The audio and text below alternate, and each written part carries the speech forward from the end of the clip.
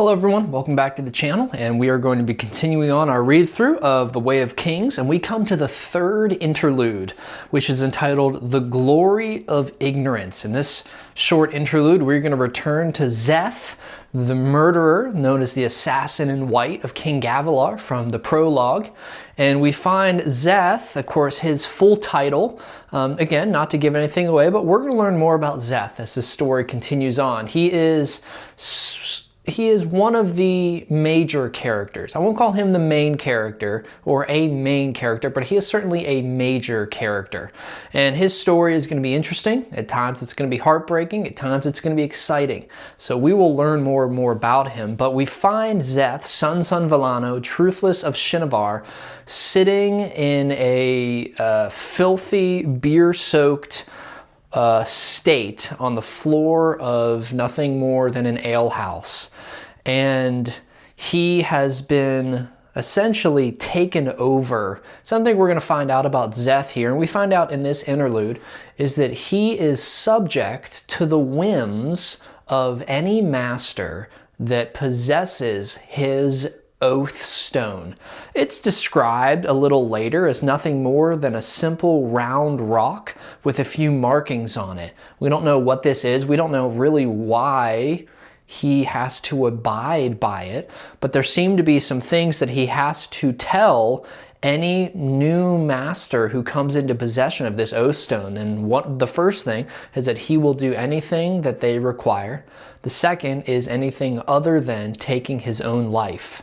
A third one he'll say is that he is not required to draw his shard blade. Again, that's going to be what he used to kill King Gavilar. But later, towards the end of it, he makes the decision that he doesn't need to exactly share that all at once.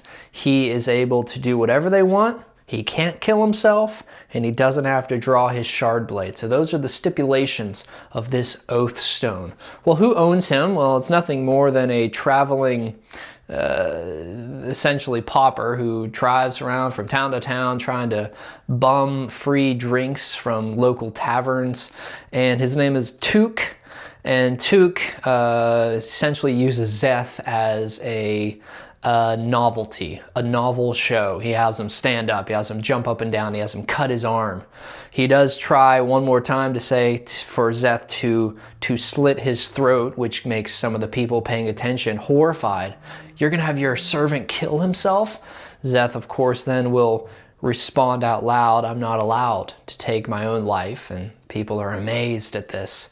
Well, after Tuuk decides that he can't essentially bargain any more free drinks from this tavern, he wanders outside, tells Szeth to follow him, and he falls into a drunken stupor, or so Szeth thinks.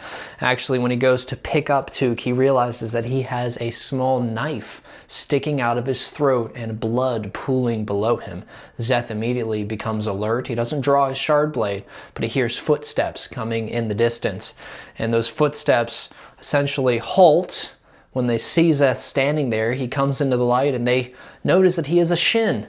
Immediately, big ideas begin to swirl in their minds, in their discussion, that they've heard that these Shin are good servants and they should take him and they should use him. Well, they search the body of Tuuk. They find just a handful of spheres, but they also find the oath stone. And so again, they ask what this is. Szeth lets them know, I have to by oath tell you this, and he goes on to tell him what he is required to do and not do. He does leave out the element of the shard blade. However, he is wondering, and he's always amazed, that people do not appreciate who they have at their disposal. He gives us a little lure in his reflections. He says Szeth tried to play the part. He tried to make himself act less refined. It was very difficult, perhaps even impossible. What would the men say if they knew that the man who emptied their chamber pot, being Szeth in his different enslavements, was a shard bearer and a surge binder, a windrunner like the radiance of old?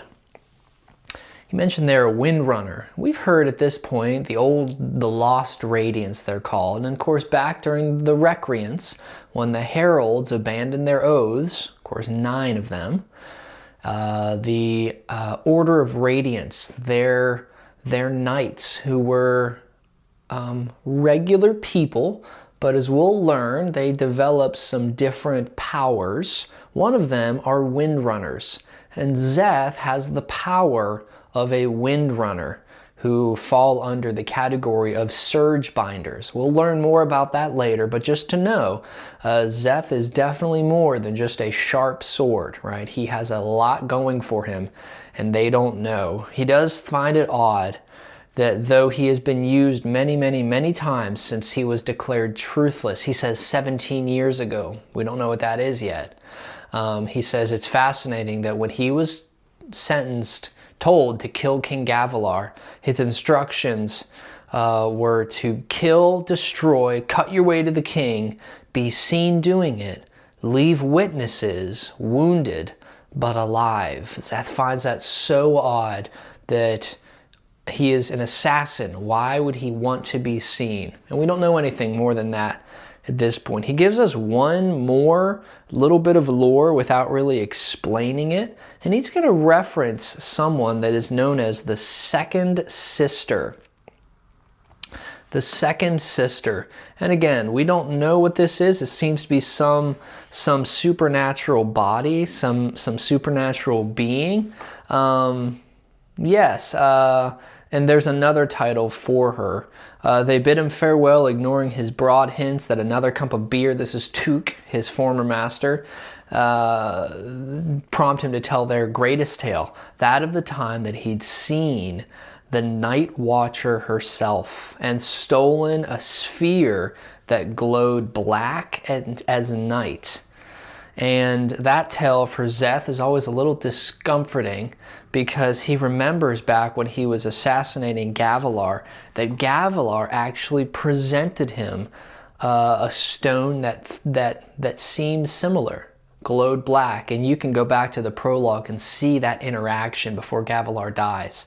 Szeth hid that somewhere in, I believe, Bavaland, somewhere around Yakaved.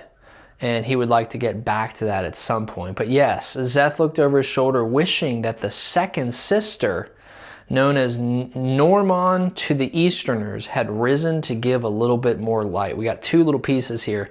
We got this character, the Night Watcher, who seems to be some type of mystic force. And then as Szeth looks over this individual known as the second sister. And again, what that's going to be is the planetary bodies. There are 3 planets in this Rosharian system, and the one that he's mentioning is the second sister. So again, just a little bit of lore there, and where this concludes is that this new group of murderers find out what Szeth can do, and we kind of conclude with, "You'll obey me," the footpad said.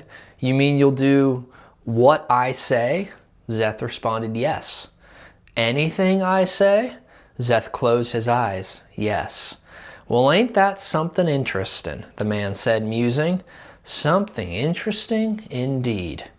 So Szeth is at a pretty rough place. He's been bounced from master to master. Why is his oath stone something that binds him to whoever owns it?